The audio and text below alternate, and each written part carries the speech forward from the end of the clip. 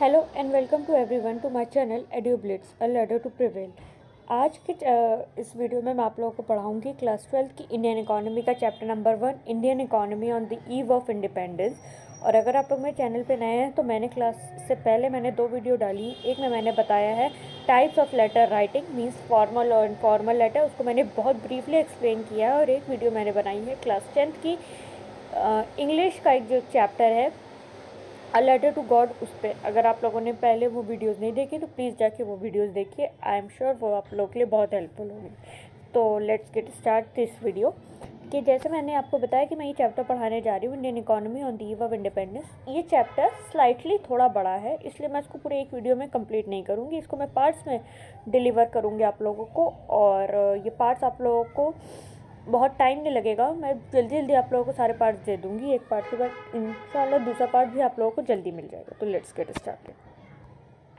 तो अगर हम लोग चैप्टर को ब्रीफ से स्टार्ट करते हैं तो पहले हम लोगों को मिलेगा ये इंट्रोडक्शन में प्राइमरी कुछ नहीं दिया है, अगर आप भी पढ़ लें कि उसमें सिर्फ ये दिया है कि ये जो आपकी बुक है इंडियन इकोनॉमी, इसका क्या मोटो है, इसमें आप लोग क्या जानेंगे, और ये जो चैप्टर है इसमें बेसिकली आप लोग ओवरव्यू क्या जानेंगे। तो हम लोगों का बट ये क्लास 12th का चैप्टर है, इसलिए हम लोगों को ओवरव्यू से तो काम नहीं होने वाला, तो हम लोग इसको ब्रीफ पढ़ना पड़ेगा। तो मेन जो चैप्टर का स्टार्ट है वो यहाँ से है, जिसकी अगर हम लोग मेन हेडिंग देखें, मेन इंपॉर्टेंट हेडिंग है। मैं ये नहीं कह रही हूँ कि आप लोग ये इंट्रोडक्शन वाला पार्ट छोड़ दीजिएगा, ये पढ़ाने का कोई मतलब ऐसे इन दिस सेंस कुछ बनता नहीं है, मेन सेंस यहाँ से, पर आप लोग उसको छोड़िएगा नहीं। तो ये जो हमारी, अगर इसको हम लोग फर्स्ट हेडिंग कहते हैं, हमारी जो फर्स्ट हेडिंग है वो है low level of economic development under the colonial rule. जो हमारा इकोनॉमिक डेवलपमेंट था, जो हमारी अर्थव्यवस्था थी हिंदी में अगर हम लोग कहें, तो वो उसका जो डेवलपमेंट इतना कम क्यों था जब ब्रिटिश आए। तो उसके लिए हम लोगों को थोड़ा एक स्टेप बैकवर्ड लेना पड़ेगा, फॉरवर्ड नहीं, एक स्टेप बैकवर्ड लेंगे। हम लोग ये जानेंगे जब ब्रिटिशर्स हमारे इंडिया में नहीं आए थे तब हमारी इकनॉमी कैसी थी। क्लियर? तो जब इसमें अगर हम लोग फर्स्ट लाइन पढ़ते हैं, मैं आपको लाइन बाय लाइन पे एक्सप्लेन करने की कोशिश करूँगी और एक ओवरव्यू भी दूँगी। आप लोग को मेरे इस वीडियो को देखने के बाद, या कोई भी अगर आप लोग वीडियो देखते हैं उसके बाद आपको अपने एंड से 1 टाइम 2 टाइम 3 टाइम आप लोगों को चैप्टर रीड करना ही करना है, बिकॉज ये बोर्ड के पॉइंट ऑफ व्यू से कोई चैप्टर मैं ये नहीं कहूँगी ये कम इम्पॉर्टेंट है। इकोनॉमिक्स वैसे भी मेजर सब्जेक्ट्स में आता है, बहुत अच्छा वेटेज है इस चैप्टर का, तो मतलब इस सब्जेक्ट का बहुत अच्छा वेटेज है, उसमें इन सारे सब चैप्टर्स का भी वेटेज बहुत अच्छा है। सो हम लोग ये देखते हैं, India had an independent economy before the advent of the British rule. इसका मतलब ये है कि जब ब्रिटिश रूल हमारे इंडिया में आए उससे पहले हमारी जो इकोनॉमी थी वो इंडिपेंडेंट थी। क्यों इंडिपेंडेंट थी? एक चीज़ आप लोग अभी कॉमन लेके चलिए कि जब ब्रिटिशर्स हमारे इंडिया में नहीं आए थे तब भी हमारी इंडिया की सबसे ज़्यादा पॉपुलेशन जो है एग्रीकल्चर पे डिपेंड करती थी, विलेजेस में रहती थी, अभी हम लोग आगे भी पढ़ेंगे। और दूसरा उस टाइम का जो इम्पोर्टेंट हमारा जो एक ऑक्यूपेशन था वो था हैंडीक्राफ्ट इंडस्ट्री, मतलब हाथ से कढ़ाई वाला। और ये सिर्फ इंडिया फेम नहीं था कि हमारी कंट्री में ये फेमस हो, ये वर्ल्ड फेम था। इसका हम लोग एक्सपोर्ट यूरोपियन कंट्रीज़ में भी करते थे। और जब ब्रिटिश आए तो उन्होंने सबसे ज़्यादा, जो उनके आने का जो एक सबसे ज़्यादा डिसएडवांटेज और जो सबसे बुरा इम्पैक्ट किस पे पड़ा, हैंडीक्राफ्ट इंडस्ट्रीज़ पे, कि उन्होंने हैंडीक्राफ्ट इंडस्ट्रीज़ को इतना ज़्यादा आगे जो है प्रोग्रेस नहीं होने दिया और जो है उनको इतना डेवलप नहीं किया बेसिकली। क्योंकि ब्रिटिशर्स जब आए और उन्होंने जब अपनी कुछ इकोनॉमिक पॉलिसीज़ इंडिया में डाली तो उसका सिर्फ नाम था इंडियन इकोनॉमिक डेवलपमेंट, बट वो पॉलिसीज़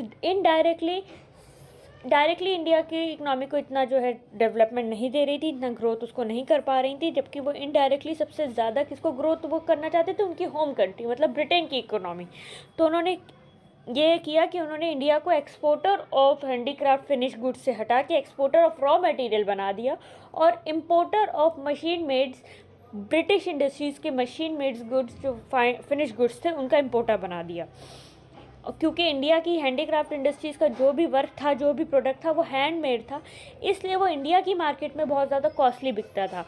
और जो यहाँ से हमारे रॉ मटेरियल ब्रिटेन जाते थे, वहाँ से जो फिनिश गुड्स के रूप में वो बन के आते थे, तो बेसिकली उसमें क्या था कि वो वहाँ से आने के बाद एक दूसरी कंट्री से इस कंट्री में इंपोर्ट होने के बाद भी यहाँ के हैंडीक्राफ्ट प्रोडक्ट से हैंडमेड हैंडीक्राफ्ट प्रोडक्ट से वो फिर भी चीपर थे प्राइस में।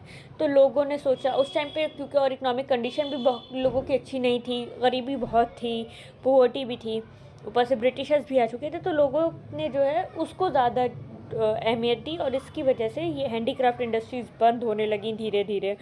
मतलब इनकी मार्केट में डिमांड कम हो गई तो ये धीरे धीरे कम होने लगी। ब्रिटिशर्स जब इंडिया में आए तो उन्होंने जो भी इकोनॉमिक पॉलिसीज़ बनाई तो उससे उनकी कोई भी इकोनॉमिक पॉलिसीज़ ऐसी नहीं थी जिससे अगर हम कहें पर कैपिटा इनकम इंडिया की, जिसको हम लोग आज के उसमें कहते हैं जीडीपी इंक्रीज़ हो, कोई ऐसी उनकी पॉलिसी नहीं थी। कुछ लोगों ने अपने जो है, हम लोग कहें इंडिविजुअल, उस पर अपने इंडिविजुअल सिनेरियोज पे जो है कुछ ऐसी चीज़ें, कुछ ऐसे स्टेप्स लिए कि जिससे जो है इंडिया की पर कैपिटा इनकम और जीडीपी इंक्रीज़ हो, इंडिया का इकोनॉमिक डेवलपमेंट हो। वो लोग कौन कौन से थे, ये नाम आप लोगों को बहुत इंपॉर्टेंट है। जैसे हैं Dadabhai Naoroji, William Digby, Findlay Shirras, V Rao and many more. पर इन लोगों ने भी जो है इंडिविजुअल, और ये लोग एक जगह पे नहीं ले रहे थे, कोई कहीं था तो वहाँ पे कुछ अपने इंडिविजुअल उससे स्टेप्स ले रहा था, क्योंकि ये लोग उस टाइम पे कुछ प्रोमिनेंट, इन लोग थोड़े इंडस्ट्रियलिस्ट थे, इनके पास थोड़े मतलब इनका इकोनॉमिक बैकग्राउंड अच्छा था, इसलिए उन्होंने कोशिश करी, बट इनका इंडिविजुअल था। और इंडिया बिफोर इंडिपेंडेंस का मतलब है आज का पाकिस्तान और बांग्लादेश भी, और इतनी बड़ी कंट्री में कोई इंडिविजुअल अपने इंडिविजुअल अलग अलग उस पर कोई भी स्टेप्स लेगा अलग अलग एरियाज़ पे, तो वो कहीं भी सक्सेसफुल नहीं हो नहीं पाएंगे, क्योंकि वो एक यूनाइट कोई नहीं ले रहा था, कोई एक यूनिटी में कोई स्टेप नहीं था। इसलिए इन लोगों के भी इंडिविजुअल स्टेप्स कोई बेटर ग्रोथ नहीं कर पाए और आगे जाके कहीं जो है ख़त्म हो गए, मतलब इसका कोई इफेक्ट नहीं हो पाया इंडियन इकनॉमी में। ये हमारा पहला पोर्शन ये कंप्लीट हो गया। अब हम लोग नेक्स्ट पोर्शन जो है हमारा एग्रीकल्चर सेक्टर, इसको हम लोग नेक्स्ट वीडियो में करते हैं। Thanks for watching.